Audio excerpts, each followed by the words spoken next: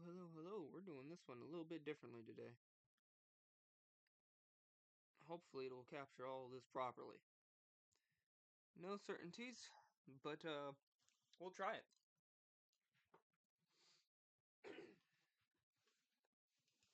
A fair bit different, not stupendously different, but a fair bit different from what I usually do or showcase on this channel.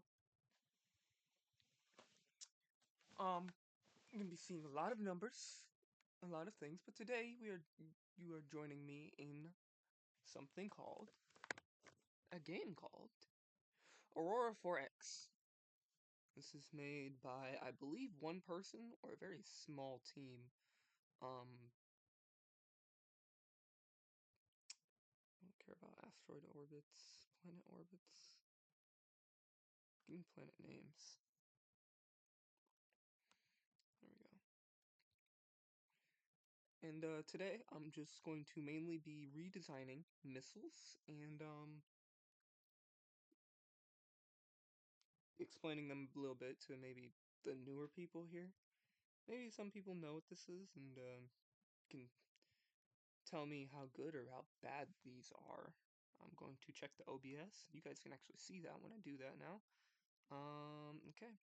Audio's fine. Yep.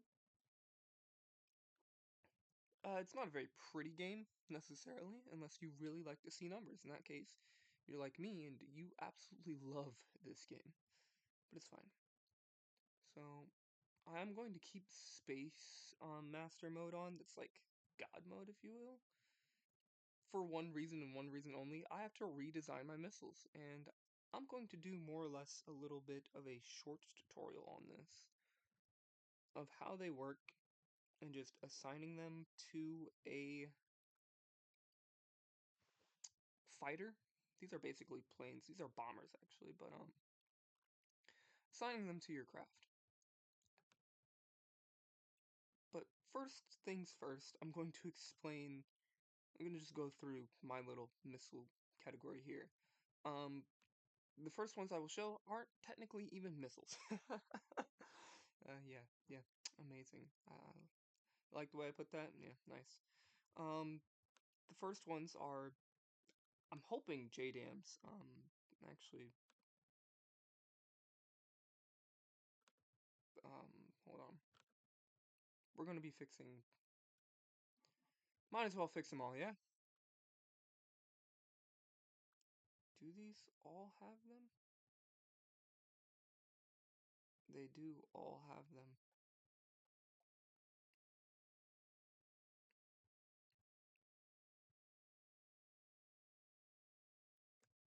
It's barely for any extra cost, because if I were to make this a straight 10, it's not even costing me anything. The most it's costing me is warhead damage, and I don't care about the warhead damage that much. But yeah, okay. Showcasing what I'm showcasing. Alright, let's focus on that. Showcasing today, right now, first missiles aren't technically missiles, these are bombs because they don't have an engine. Typically what you would do is you would make these extremely small and then stuff these inside of a bigger missile. But basically, you click this button right down here, and it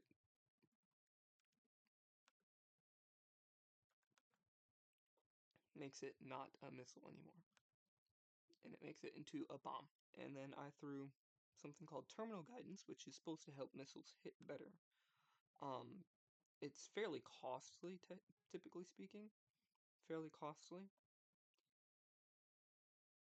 And it makes the missile cost, like, I think it's 10% more?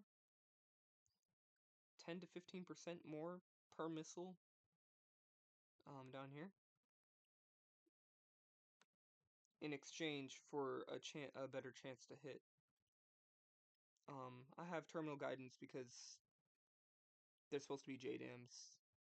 So, you know, they don't have an engine on there, but technically they're supposed to hit. Anyways, the first missiles I will be showing off are the missiles that we're going to be redesigning today. And it's basically going to be all of my Mutsu ordnance here. The reason why that's important is because, let me delete that space. This is not very well explained in the tutorial from what I understand. This box over here, this is just your organization name. This is, from what I understand, purely for flavor and for like naming stuff. So you see, I have a lot of these are Mutsu Ordnance. That's the company. The lore behind these guys is these guys are the OG group that have been behind a lot of the old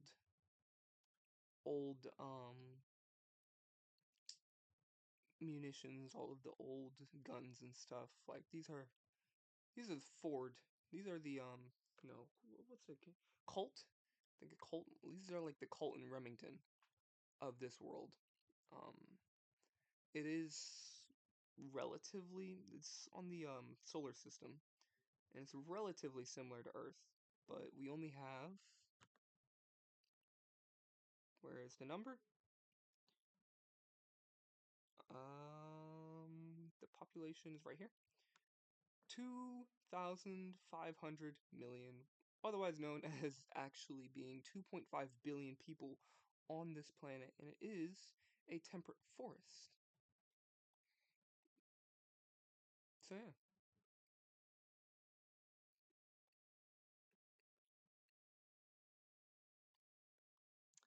And in order to pull it back up, you have to go down to here.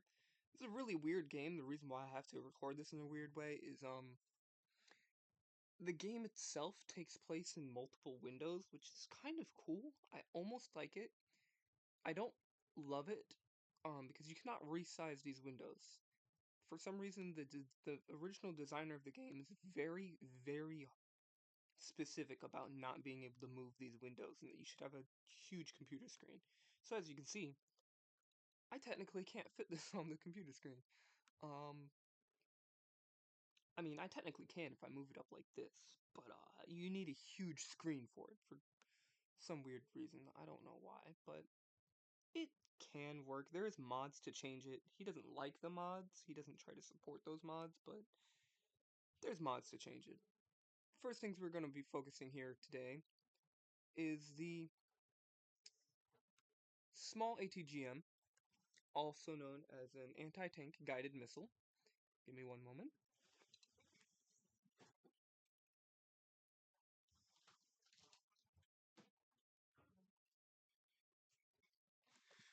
Yep, small anti-tank guided missile.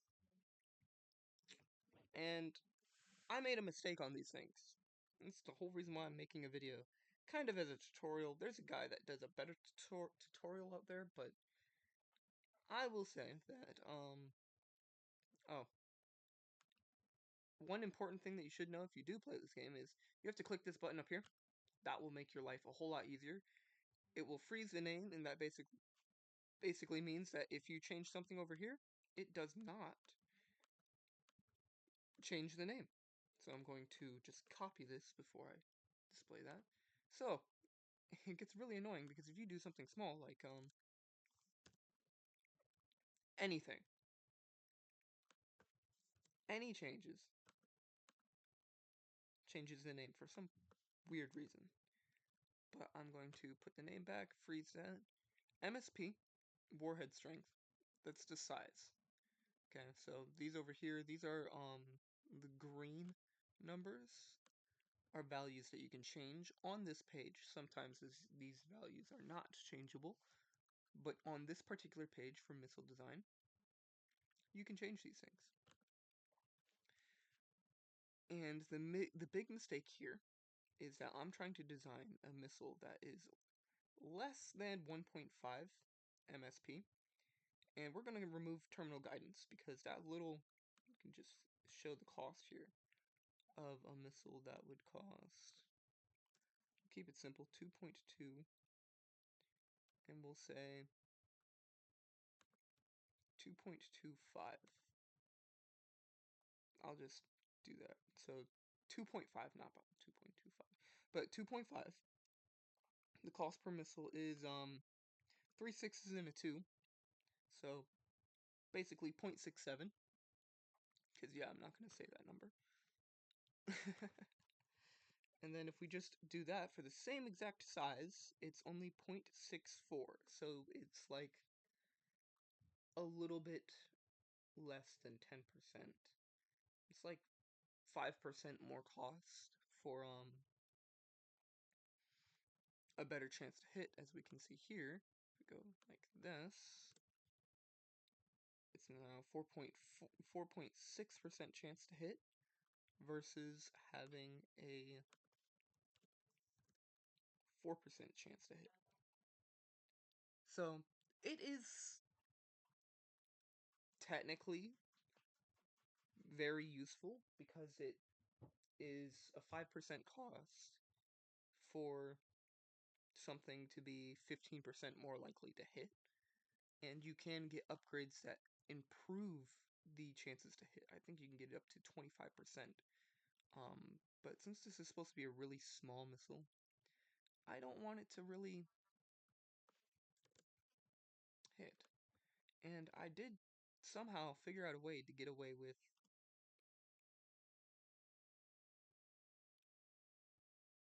I think it was like this. Something that was like 0.25.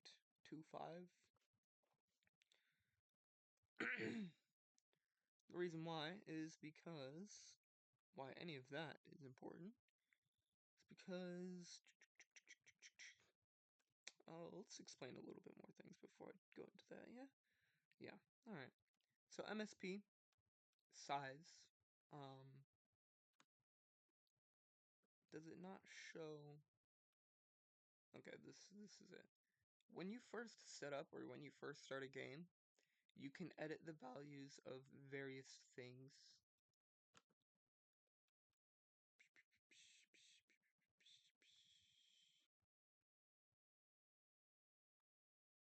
I don't think it's here. It might be here. You can edit various things and basically make it to where like you have a desert planet, you can spawn on like Arrakis instead of Earth. You can do whatever you want and make your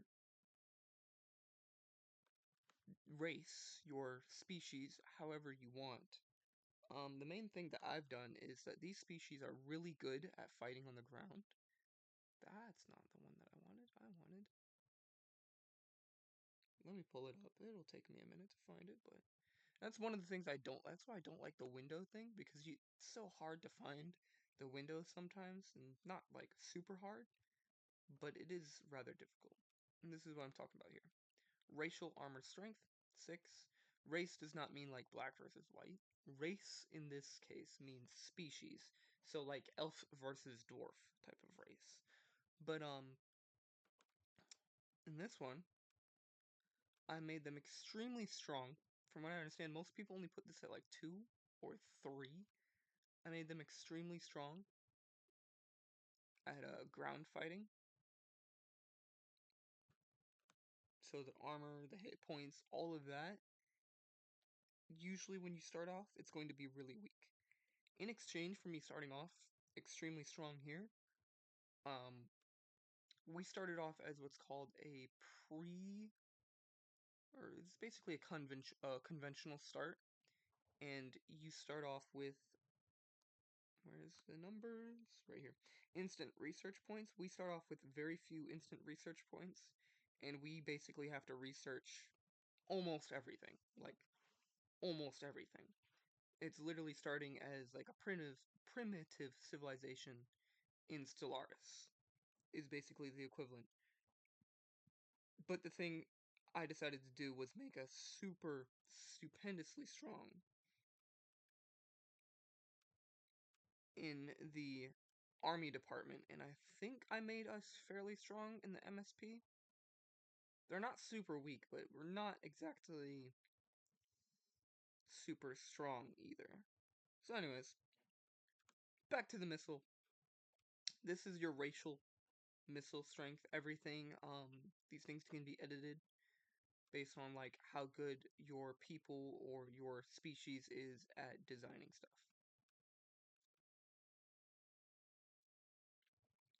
The goal for this ATGM, missiles are just missiles. You can design them however you want. It's good to keep a goal in mind. I have this written down on paper of the well, technically four, but the first one we already went through. It's a JDAM, it's a bomb, it's technically not a missile, it does not have an engine. But for my actual three missiles that I typically like to design are ATGMs, so anti-tank and guided missiles. These are basically just flying bombs, if you will. ASMs and AAMs. ASMs are anti-ship missiles. These are to take out enemy ships and to hurt enemy ships. And then we have AAMs, and these are anti-air missiles. These are, like Sparrow. What is the Raytheon? I don't remember what the Fox missiles and whatnot.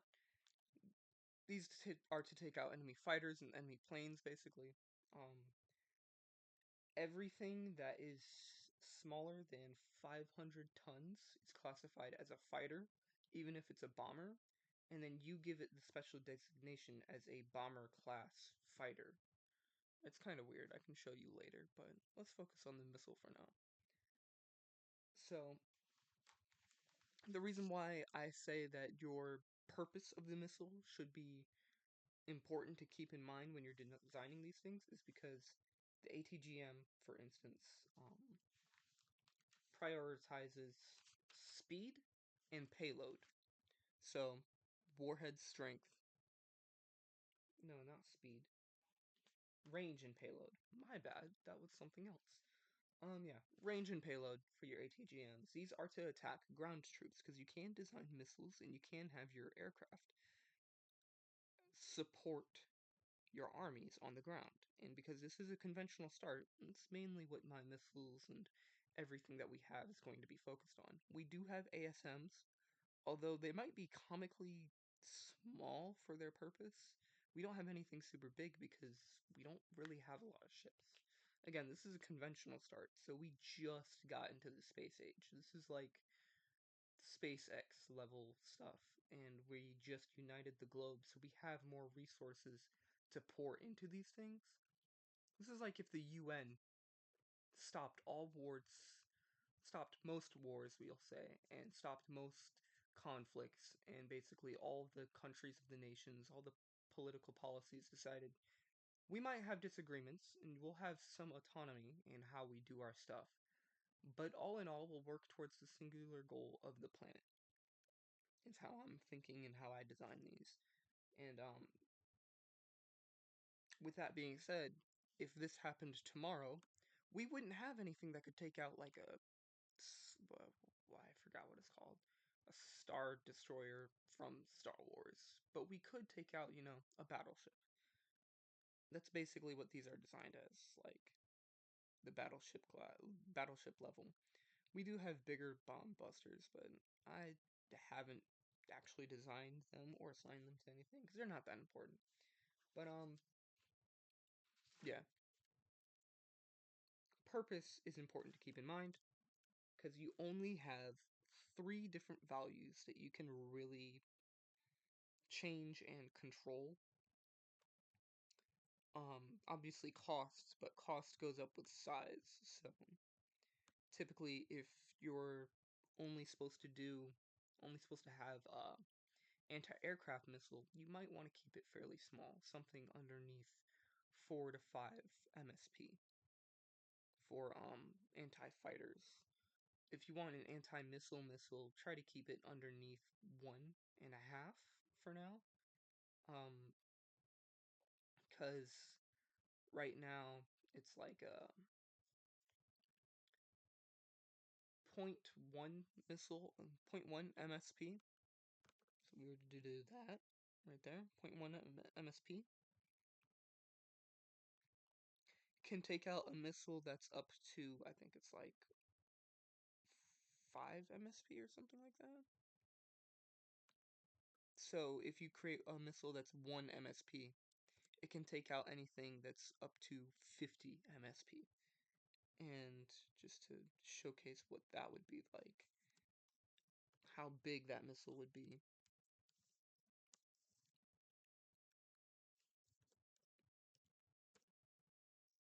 It would be a missile that's about 100 tons.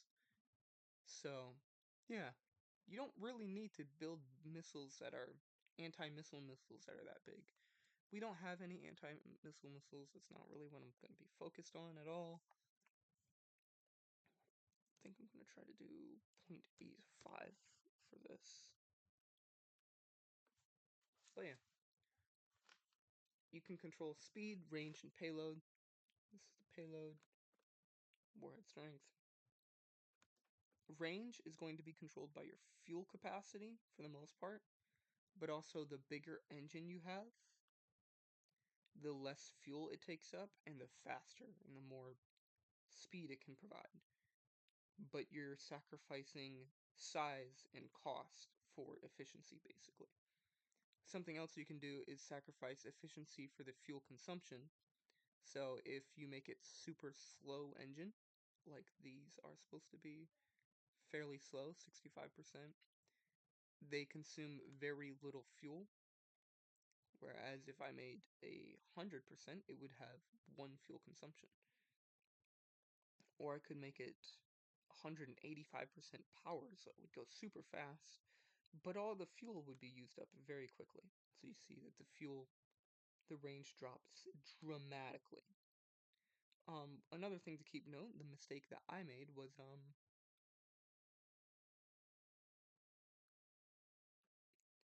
these things can go 3,000, it looks like 3,000 kilometers. What this actually is saying is 3,000 million units of kilometers, i.e., also known as 3 billion kilometers. 3 billion kilometers. This is an ATGM that has the range to basically hit Uranus from the sun. We can go to the sun into from this missile could miss its target, shoot into the sky, go towards the sun, orbit around the sun like 20 times, and then still come back down to Earth to hit its flippin' target, okay? We do not need this much range, typically speaking.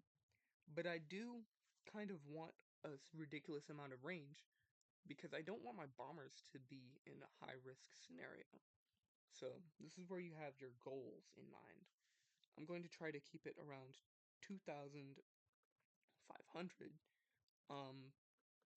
But just to give you an idea of why I'm changing it and what we had beforehand, it was 8.8 million kilometers, otherwise known as 8.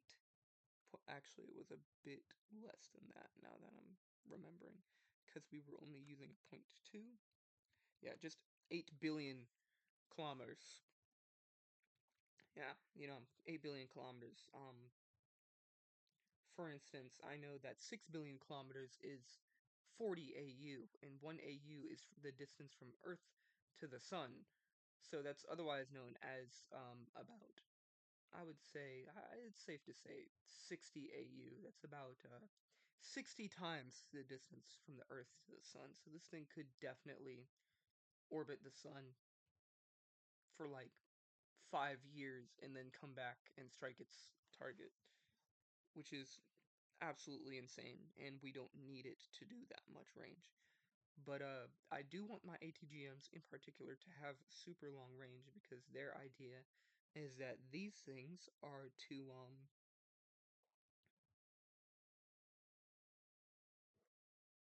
I could put very tiny engines because I just realized you can have, I think it's point 0.1, yeah, 0.1 MSP,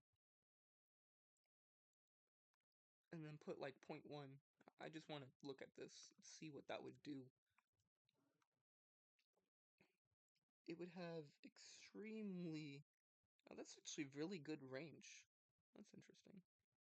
Really good range. I might do that on my JDAMs. I might literally just redesign my entire missile fleet. And if you've also made this mistake on your missiles, because you can make really tiny fuel capacities. If you've also made this mistake on your missiles, don't worry. The way that you can obsolete your missiles, you just come here. We're going to go ahead and obsolete missiles like this. And even though I've obsoleted the missiles, they should still be here. I'll show you. If I go like this, and then we open this back up, they should all... Oh, they're not there. That's concerning. I did that last time and it didn't do anything.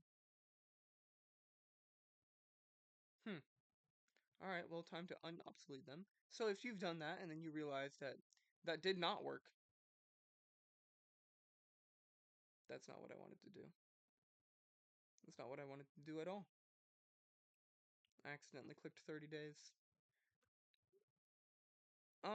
It's unfortunate, but it's fine.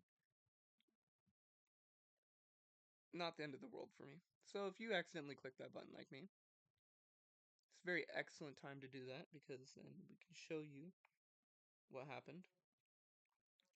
If you've obsoleted your missiles and you're like, oh no, I can't find them, just click out of this until I find the flippin' window that I need. Ground forces, not the window that we need. Is it not here? It is here. Okay. You click show obsolete missiles and they should all be there. And then what you do, you really just, I don't think you can click more than one. You can click more than one. So, you can hold control or hold shift. Both of them should work. You should be able to click on all of them and click obsolete missile again. And they should pop back up in this. One of them did. Interesting.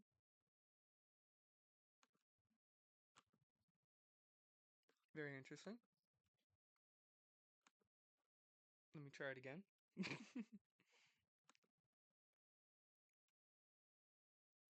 So,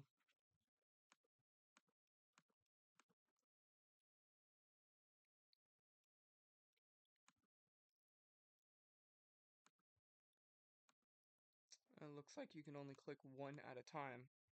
That's unfortunate. So I'll click one at a time here. That is really annoying, because what's the point of being able to hold shift or hold control if it doesn't really work? In other tabs, you can't really hold shift or control. It will do nothing.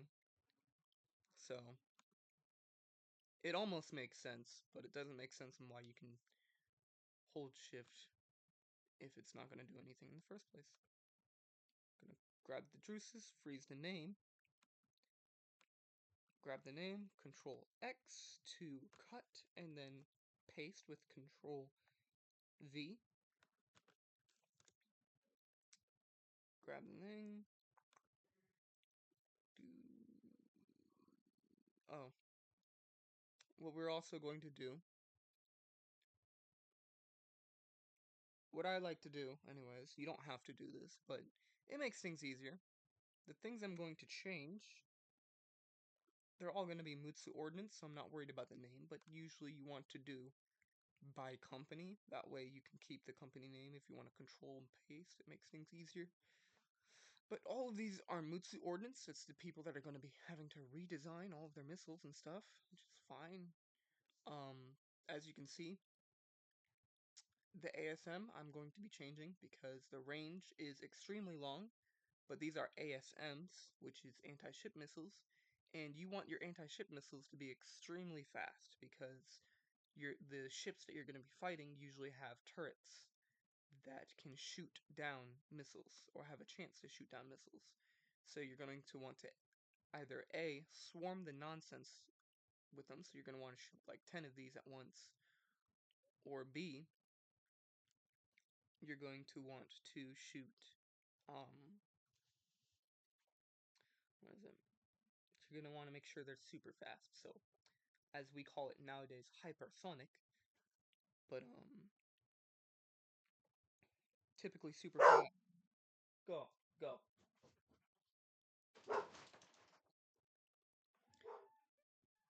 Typically super fast is 2,000 kilometers per second. So, that's really beyond tracking speed. I think anything that's like more than 1,200 should be fast enough because things won't have 100% chance to shoot it down either way. Even if it goes like 750 kilometers per second, I think anything below that will have 100% chance to be shot down. Especially later in the game, but as you unlock more technologies, your missiles will become faster and just more efficient in general, so you don't have to worry about it too much. But, yeah, I'm going to rename these into, this is the Drusus, so I just name it into failed small ATGM. Now it changes its name, that way if we go to here,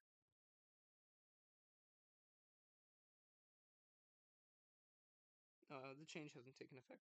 If I were to close this window and then open it back up, all of these that were, like, down here, the mass ATGM, oh, right here. Let's change it, which is nice.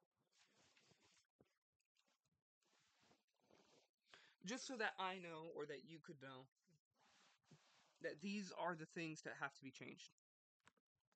So now we can do rename missile. Let's do it right. Failed small ASM.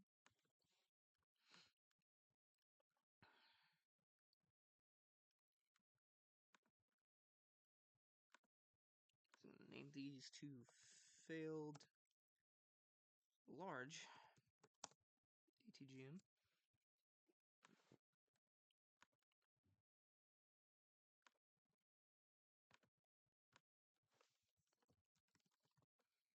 Failed JDAM.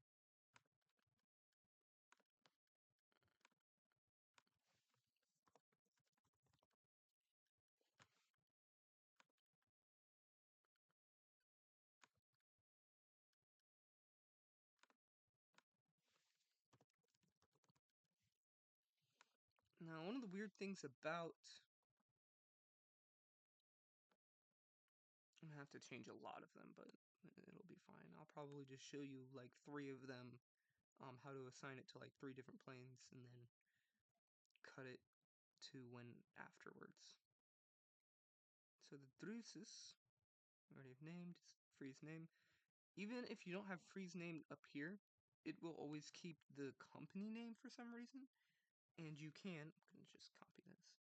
But the way to change the company name is you can literally just do that right there. I'm gonna test something. No, I'm not gonna test it right now. I think you don't have access to instant, and the only reason why I have access to instant is because I have Space Master mode on. For your first 2 to 3 playthroughs, I'd say that it would be nice to have Space Master mode on, at least for your setup like I am, because you'll waste a lot of research points. Like, I've already wasted, I started off with like 35,000, I think. 35 to 50,000. I bought a bunch of technologies, but then I've wasted at least 5,000, if not 10,000 research points, instant research points on just flipping all of these tiny missiles, all just missiles. You have to do it for engines, you have to research every project. And it kind of just gets really tedious, and it gets expensive once it starts to add up. So yeah, we'll just do this. The Drusus is not supposed to have any terminal guidance, which is fine.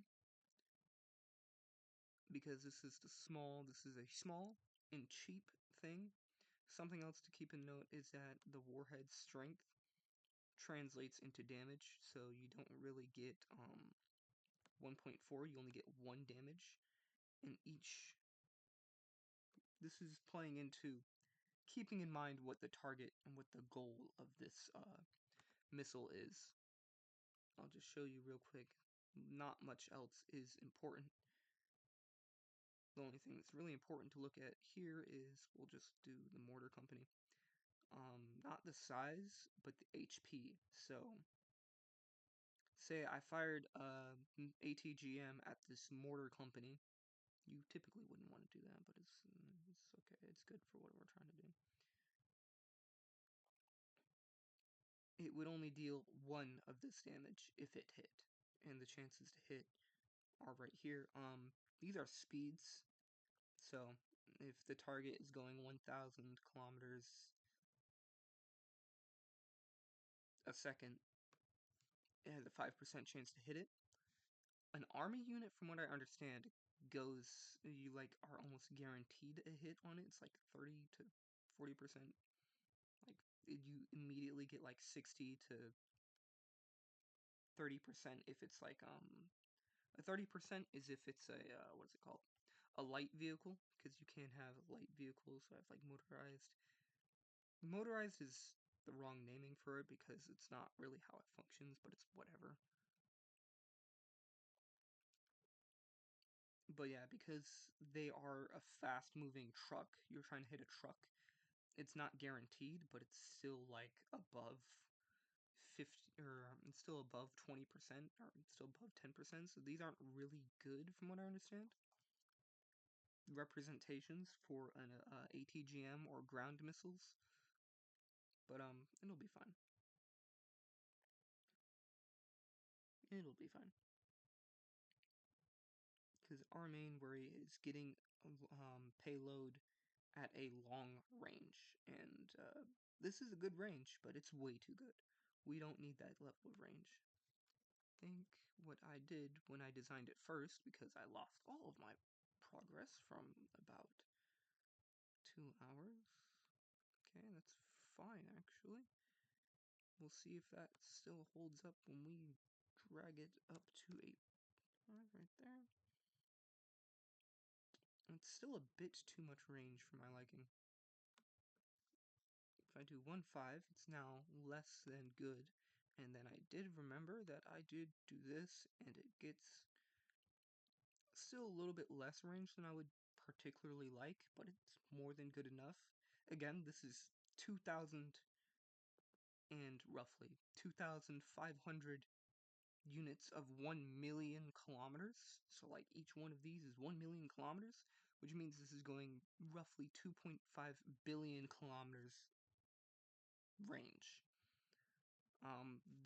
The idea of these is that if we're on the moon and our colony in Mars is being attacked, but we don't have any air force on Mars, it was all destroyed, or we're currently fighting a battle in the space around Mars, we can send a bomber or a fighter bomber or whatever, something from Earth or from the moon, fly it out a little bit, like halfway, I guess we could say.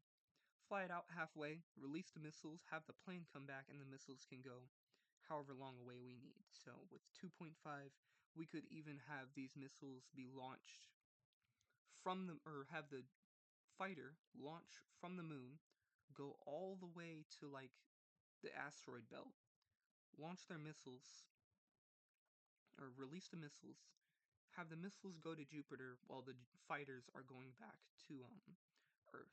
That's the idea of these. And these missiles aren't attacking enemy ships, so they don't have to worry about the speed of the ships, or necessarily any anti-aircraft or any anti-missiles, technically speaking, is the idea of these here. They only have to worry about attacking ground units. So we're not worried about the speed. This is not super slow, 800 kilometers per second, but this is not really fast. This is not going to really...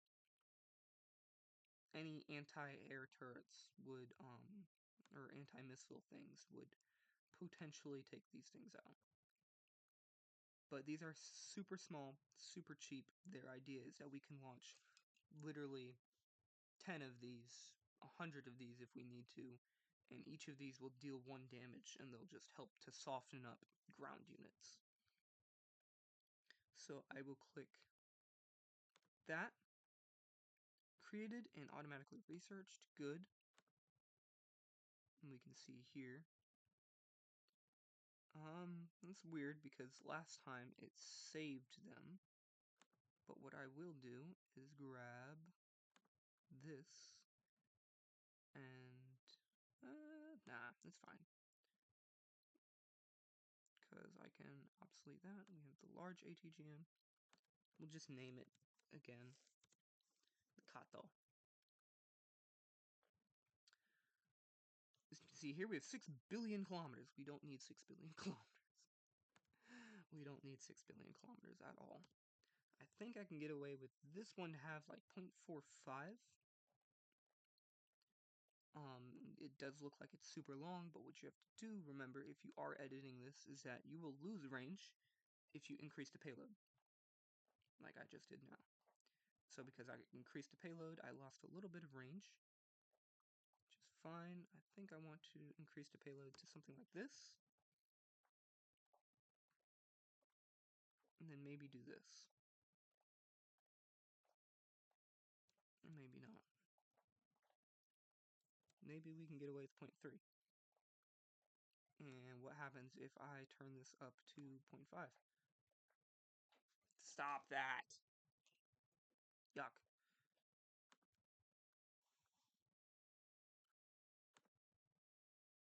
Okay, that's way too much.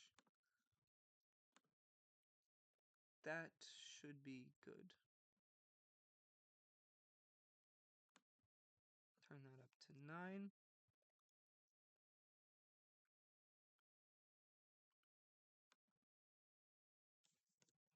.25.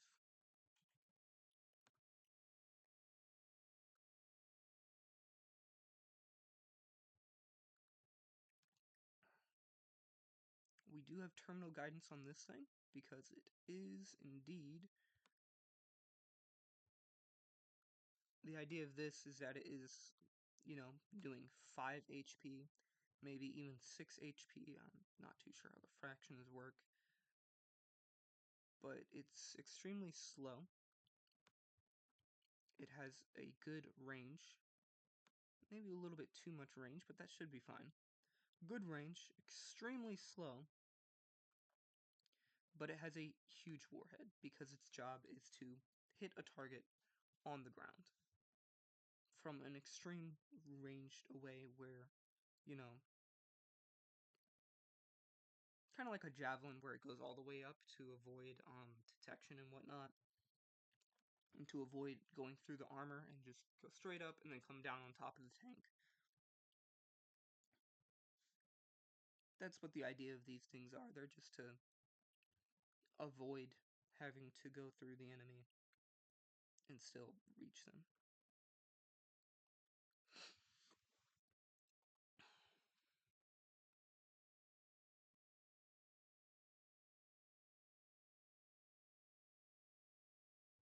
Now, I do have the idea.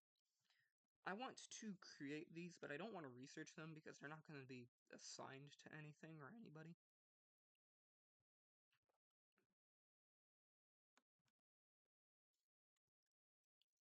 The Festus is the extremely long range of that. I gotta remember the names. No, it was not the Festus. Okay, yeah. I misremembered the Festus. The Festus. This thing, we're not gonna use it, but this warhead, because ideally you want these bigger warheads against, like, tanks and stuff, because they have more HP and whatnot. So yeah. Or just against bigger units, you know. I will try to put put 5 on that. Then we'll probably have a huge... You can have massive missiles, just massive missiles. But they might not be that efficient, per se. They might not be worth it.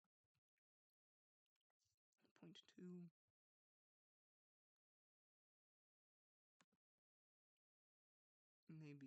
turn that down because it's supposed to be pretty slow. I don't know, that is a bit too slow even for my liking. There we go.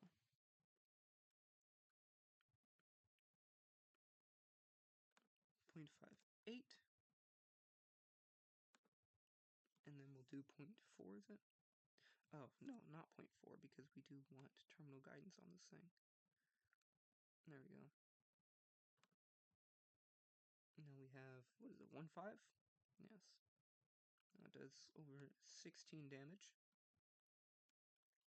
which will translate to only about 16 damage. I'm pretty sure it only translates to 16. The only reason why I say I'm pretty sure is because I have designed the Kato before, and the Kato did do 6 damage to one of the, I'll show you in a minute what I'm even talking about, but it should be fine. Now, when I click create, it's going to, not immediately be available, and you'll have to research it in the research tab, which is usually what you'll see. I highly recommend putting on Space Master for at least your first few missiles until you get something that you like, because maybe you'll change your mind later, like I did, because I realized that I messed up. But yeah.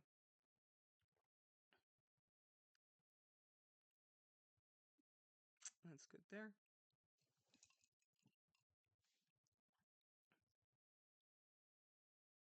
And then I will grab the Sagitta,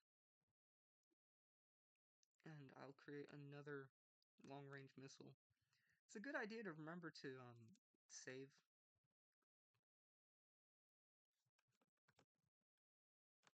because that's what I forgot to do, and that's why I lost so much. So I'm gonna create this, and then I'm gonna save it real quick. So Sagitta. This is the Cuevus.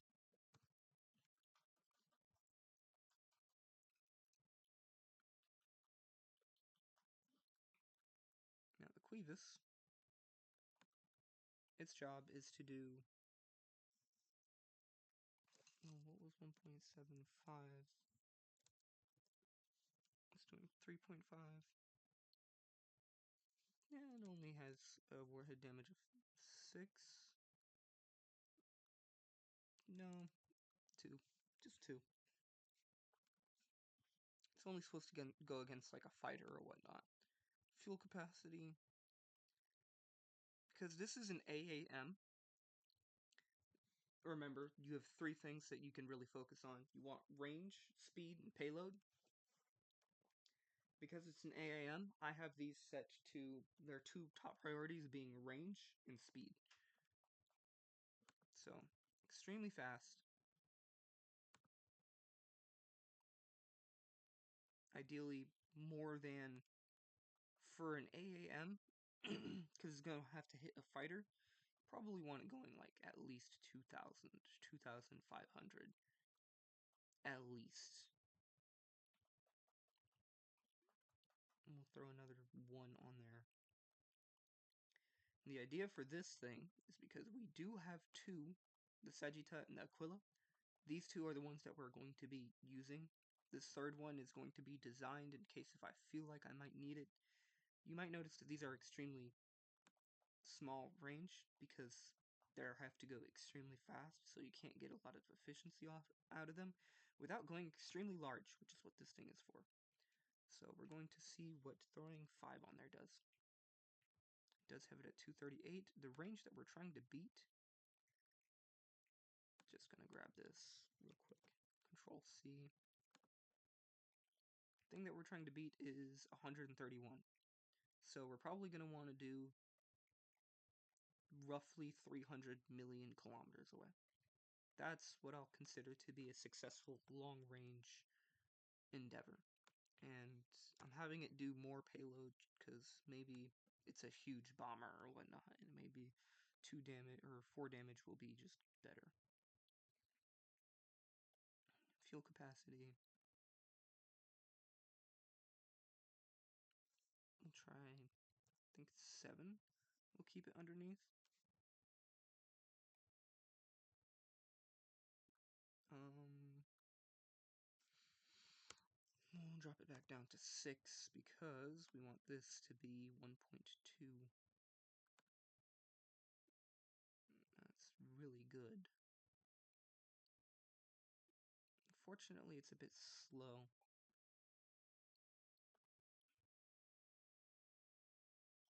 So, I'll worry about that later. How much space do we have? 8.373. 2.73. We can not go very far. That's not good. I can't go very far at all. Last time I could go 291. I don't think I had terminal guidance on though. Interesting.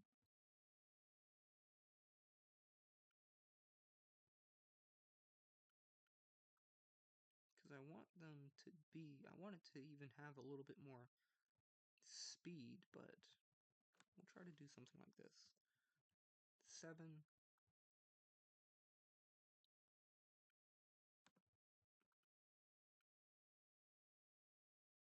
I'll drop this back down to make sure it only does 3.73, I think we had it in.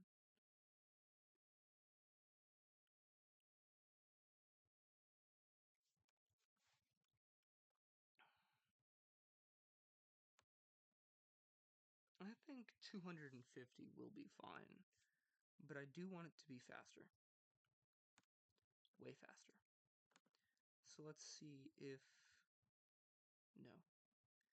And no. We might just have to do something like this to keep the speed up.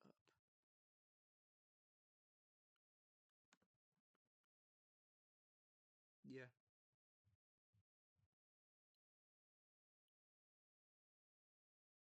That'll be fine. We'll try doing that.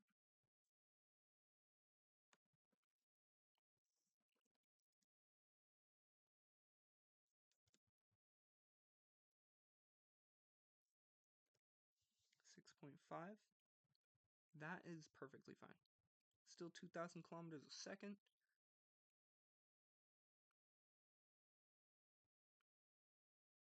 And everything else is good.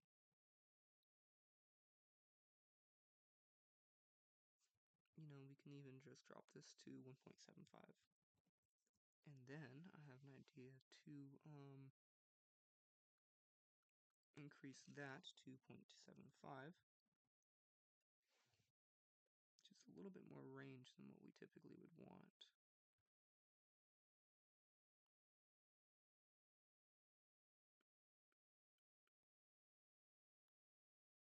Say 250. 200.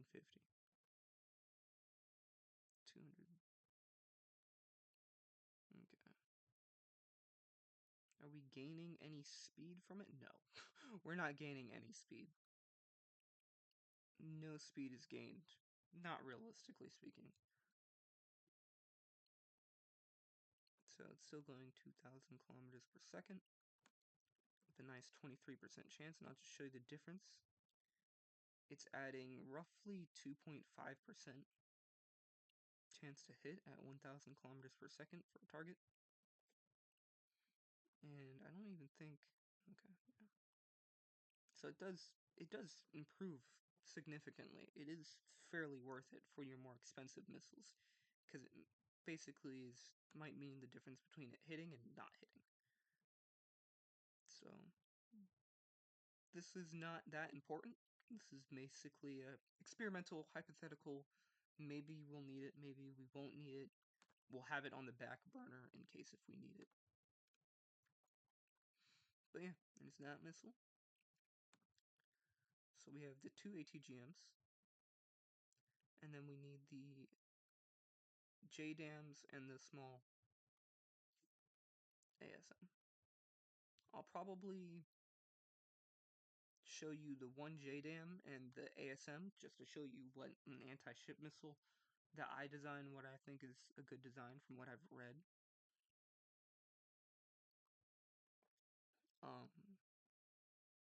Failed small. This is fairly slow. Why did I think that was good? Yeah. The range is absolutely atrocious. As far as it's way too far of range. Typically, from what I've read, 250 million kilometers should be more than enough. So this is literally 5 times that. We don't need that much. From what I understand, the strength of the warhead weighs more than the fuel, though. So, can we get away with 0.3? Might even be able to get away with 0.2.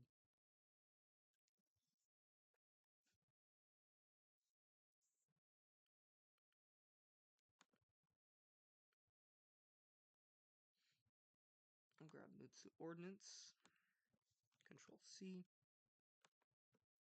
Control V.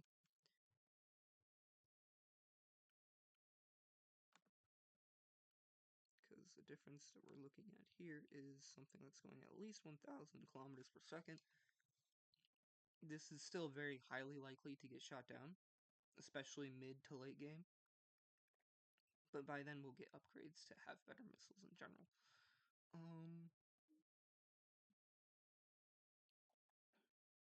But yeah, trying to get something that can just do 250 million, because this is going to already do 300 million, and it is bigger. So you typically want something to have, and it does do a 12 damage. Now, I will explain as I get to it here that you don't really need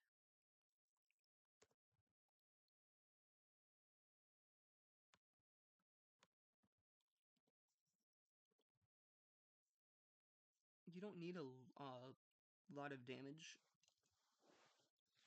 for a fighter, because anything you blow up in a fudge. I gotta fix something. I'll be right back. Let me just. Okay, we're back. It should be fine. It might not be fine. None of this might save, but it should be fine. But yeah, the reason why you don't need a fighter to be anti-aircraft or anti-fighter missile to be super strong is because the way damage works in this game is, for the ground units, the HP pool just damages a part of the unit. So, say that ground unit, we'll go back to that mortar unit that I was looking at earlier. There was like 50 mortar infantrymen in that unit, and the HP pool was 300. If I dealt, that meant that, let me do some quick math here. Shouldn't do math on camera, but it shouldn't be terrible. We'll just do 300 divided by 50. That means each single unit had 6 HP. So you'd have to deal 6 damage to a unit to basically get rid of one unit. So that 50, from what I understand, that 50 unit pool would have 50 units, and then 1 damage would be dealt to their 6 HP. It kind of works the same way for a fighter and for ships in this game, because a fighter is just a type of a ship, and it's a really small ship. In a fighter, you have multiple components, and I can show you that by going to here and class components in this thing right here. So you can see that this is a bomber, it's 500 tons.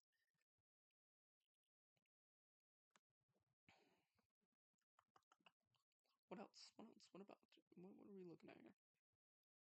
It has 1 to 5 armor, so you have to get rid of only 1 armor, 1 layer of armor. You can see here, hit to kill. Most of these things, hit to kill, is how many hits, how much HP basically it has. Because this doesn't have HP, does it? Looking for it? No, it really doesn't. Hits to kill, 8 hits to kill. versus our normal fighter. We'll use a fighter bomber, not my super cast, I'll say. Yeah, the fighter bomber only takes 2 hits to kill. So quite literally, you don't need to destroy it in 1 hit.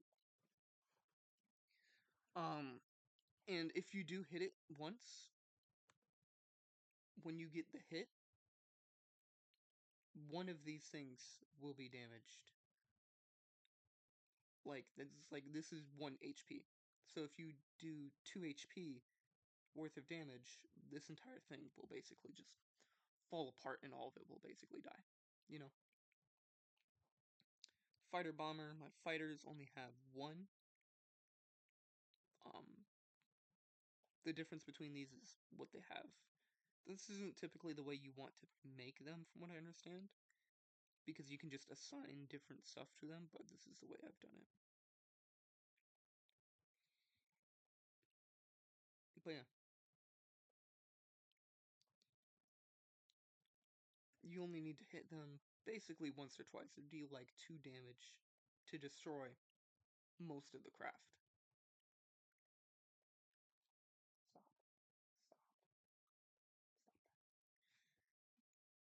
So yeah. The fighter, obviously, it's very big, so you're probably going to need quite a few more hits to hurt it. But it's definitely not invulnerable. My freighters, are they designed? Yeah, I have a freighter here. For instance, that's a huge one we're not going to show. This is a 10,000 ton craft. Roughly 10,000 tons. I have to edit this too. I'll worry about that later. But just to show you, its hit to kill is 23. So you're going to need quite a few missiles to take this thing out, or quite a few damage to take this thing out. Components. But to show you something else, something that's probably a bit better to show you. No. Armor staff. You see 1 line of armor, and it's only 5 points. Basically, you hit it once, you have a chance to deal 1 damage to the armor, and then you deal damage below that. So basically, you want to do at least like 1 damage. At least 1 damage for a fighter or a bomber. But yeah.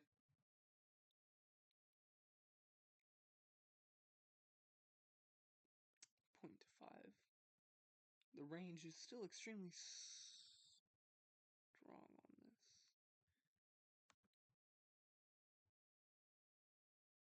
That's right. The Arlius.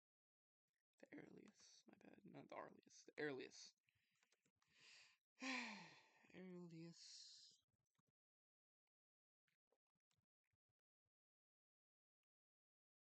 Probably don't need that on there. Anti-ship missile. Yeah, we're not going to use that. We don't need it.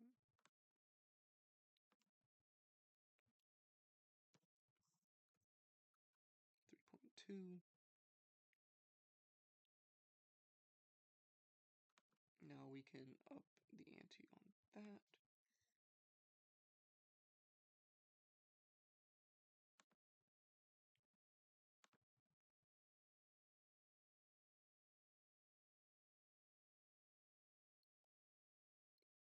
That should be fine.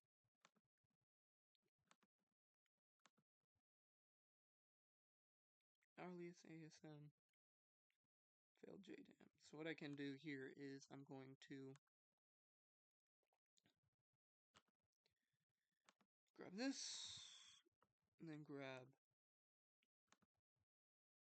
that, because we already have these to replace it.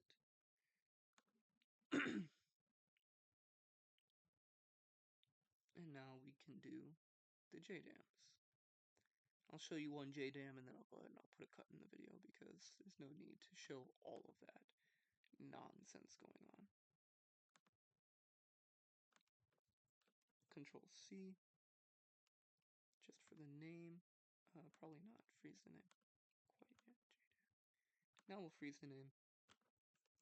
Do that. I'll show you my 10-ton. These are named after the tons rather than the MSP. The terminal guidance is not going to be useful unless we do. We are going to add an engine on there. That's fine. It's going to be an extremely tiny engine. Extremely small amounts of fuel.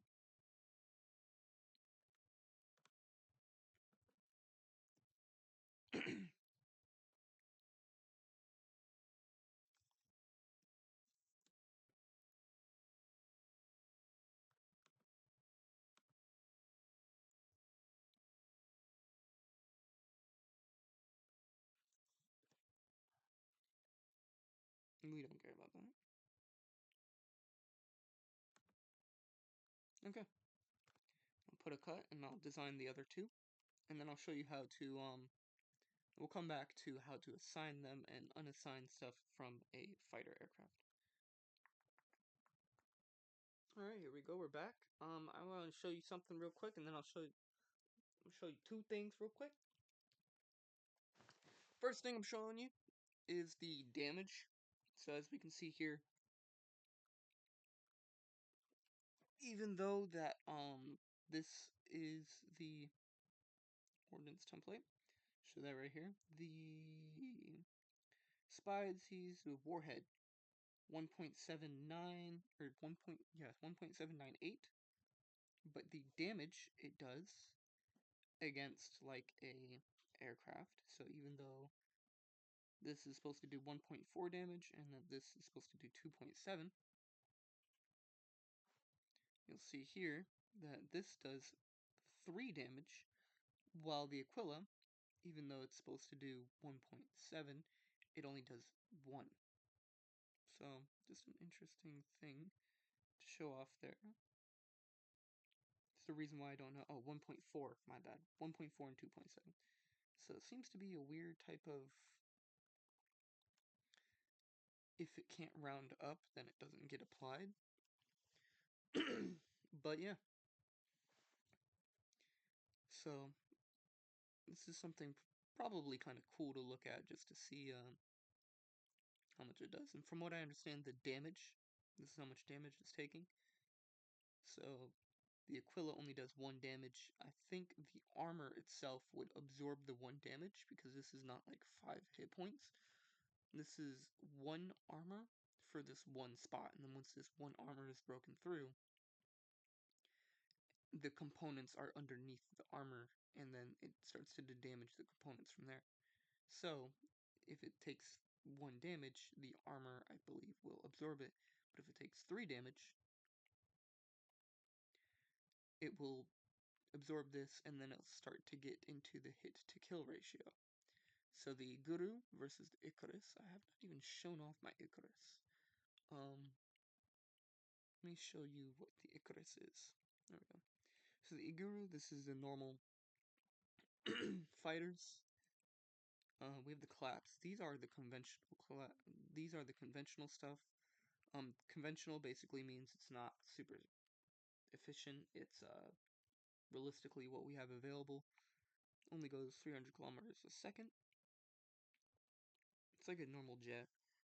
This thing is supposed to only have 2 of them because it's supposed to be basically designed like an F-15, if you will. Maybe even slower than F-15. Yeah. This thing being only 614 kilometers per second, which is only double the speed, but it is a giant bomber, and this is made with proper thermonuclear engine. And then we have this thermonuclear engine here. This one only has 1 of them, but it goes faster because they don't have bombs and as much stuff on them. This one goes super fast. Forget why. Oh, because this one only has 1, and this one has 2 of them on there. The only reason why this one doesn't go even faster is because if you look down here, it has 2 very large Gauss cannons, whereas this one has two very small Gauss cannons, and that's because they're fighters. That's why they have Gauss cannons. The gurus. I'll just go ahead and travel into the class design to show you exactly what that is all like. I don't really want to show off my. Do I want to show off the super clap? I'll show off the super clap. So the super clap is literally just a clap with better modules on it. So I have a bunch of really bad modules, but really cheap modules too. So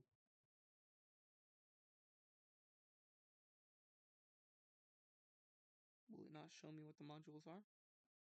Well, I'll just hover. I can just highlight it over here. So the ordnance type 2, missile size 8, hanger reload. This is actually not that bad. It's not great. It's not amazing, but show you the missile launchers that we have. We have 3 of them. 2 of these are for fighters. These are the Type 32 and the Type 22. You can see the cost is only 4.8. And then you have the missile fire control. It has, of course, we have 4 here. This 100 is for a large ship. So it's really just these 3 for the fighters. And you can see here that we have these pretty much conventional. It's cost 1.2, it's still 25 tons, but it only costs 1.2, whereas these cost 5 and 6.9. Of course, this one costs way more because it's very large, but they're only 25 tons. What is the other thing that is interesting about these? Oh, the Gauss cannons. So we have the twin turret. The turret is, well, a turret. If you think of War Thunder, your turret can't really provide ground support usually, unless you do something special. But from what I understand, that's how it works in this game too. Turrets can't provide ground support. They can't usually shoot down other planes unless they get too close. They're not an offensive weapon, they're a very defensive weapon. This is a twin cannon with 2 of these smaller cannons onto here. So obviously it costs quite a bit more than either of these 2. But yeah, this R8, it is smaller, but it is cheaper. And it is a tad bit smaller. It's probably more efficient to have a R10 on there, R200-10, because it is better chance to hit and it is just a bigger cannon. But we have 2 of these, so hopefully 2 of them means that they have a higher chance to shoot, because even though if it's only 8%, you have 8% times 2, rather than just 10% times 1.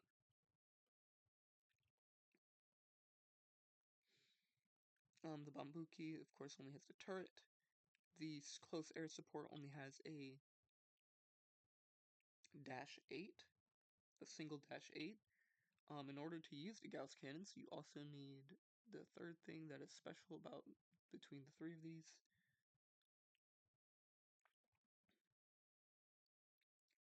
You need different types of fire targeting system. The 30 fire targeting system is 47 tons. I'm pretty sure that's for yeah, a very large ship, because these ones are smaller.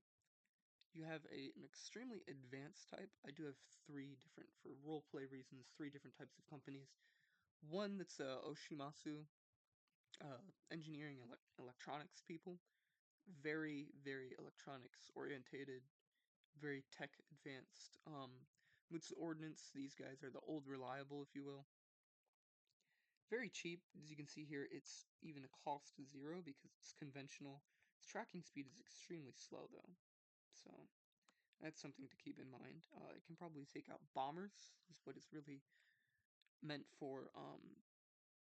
Again, this is a conventional start. Usually you start off with just better stuff and you don't actually have to research it. Slightly better stuff, not extremely good stuff, but you start off with stuff like Daiichi and Oshimasu. But because I have the conventional start, it was more expensive. It's still extremely more expensive to try to get this more advanced stuff. So yeah, Mutsu,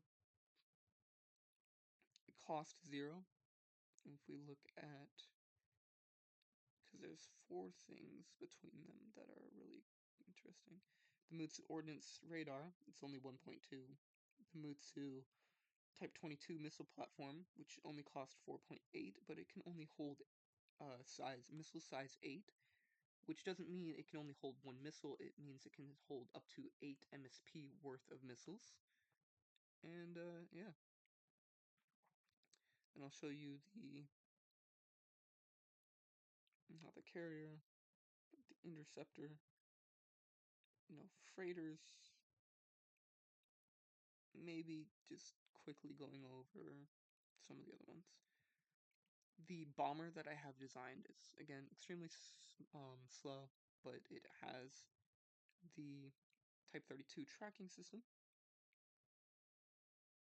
which is the best tracking system, but it's also, nope, they're all the same size for the tracking system, I keep forgetting. You do have the Daiichi munitions arsenal.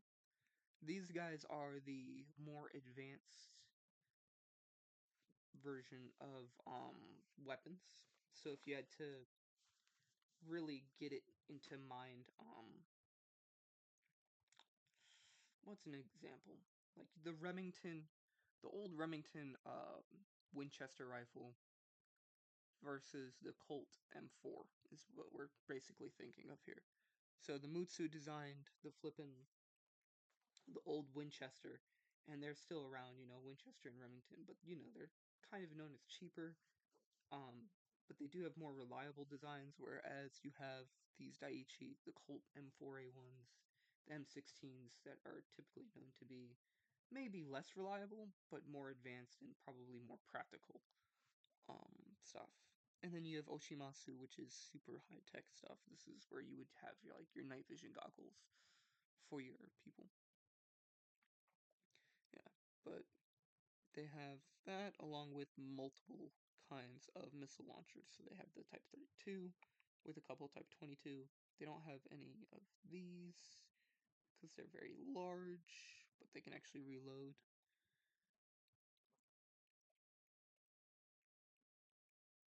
So the claps, really old stuff. And then we have the super clap. This is basically the best of everything. It has 2 engines instead of just 1. And it doesn't have conventional engines either. So this guy has 1 engine, but he does have the Daiichi munitions missile launcher, so he can hold a lot of missile platforms and stuff like that. Is this before the Guru? This is before I changed the... No, it is not before, it is after. Okay, cool. But yeah. The Interceptor, it was a Daiichi, mainly a Daiichi stuff. So you'll see that it doesn't have any Mutsu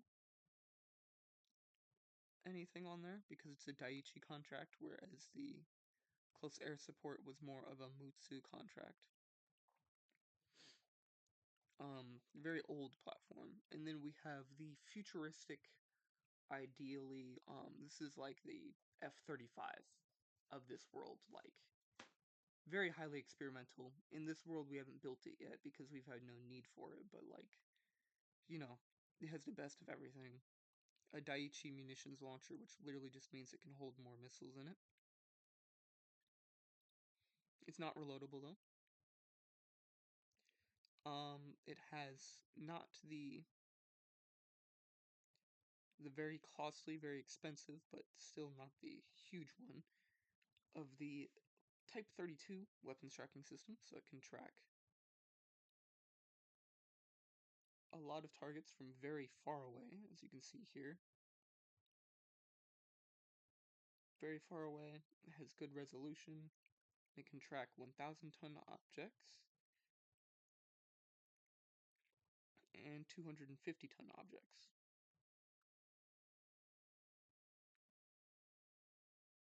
From extremely long distances. What is the big one for? Oh yeah, that's right, that's why. because it can track extremely long distances, extremely large objects. Pretty sure.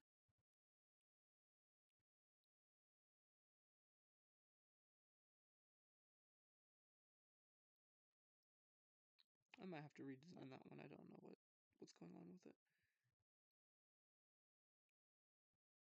We'll see. And it also has I think it only has one of them, right?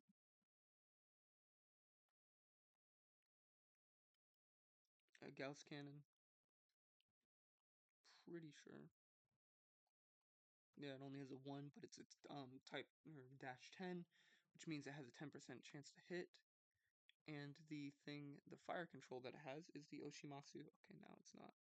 Because I can click on it and stuff. Yeah, that's right. Okay. It has the good Oshimasu, but the good Oshimasu beam fire control, the difference between these is size and cost. So as we saw before, Mutsu 0, this is 0.2, but it's also 4.5 tons, so it's same size, a little bit more costly, but it can actually track stuff, unlike the other one that can't really track stuff very well.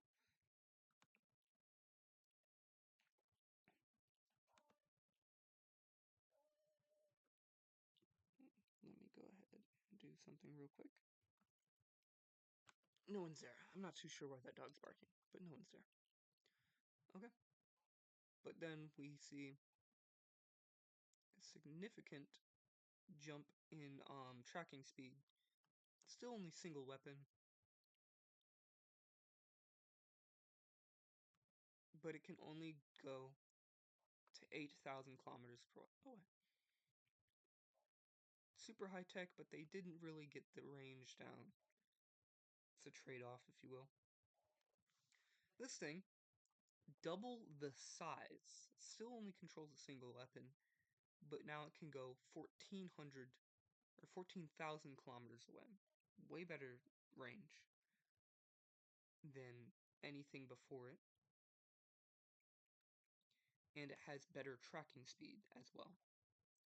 But it's almost double the size. It's more than double the size of even the Daiichi fighter targeting system, or the FFTS, if you will.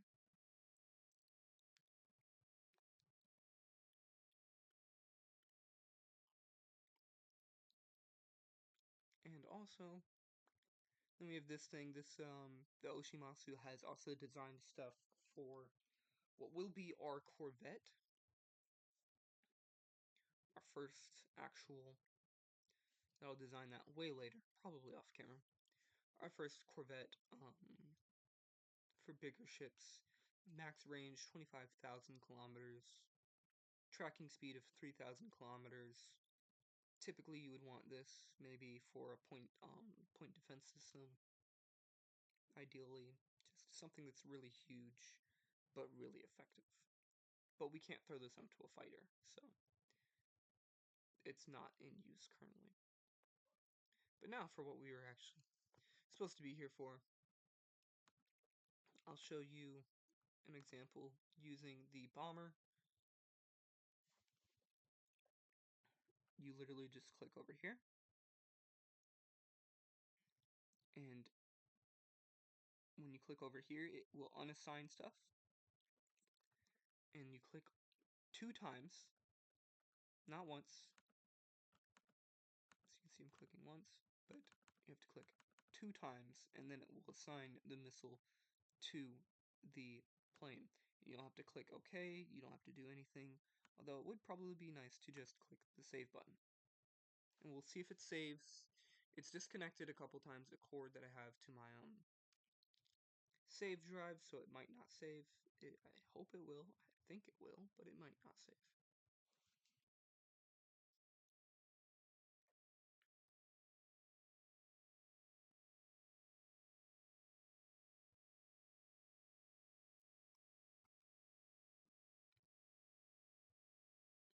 There we go.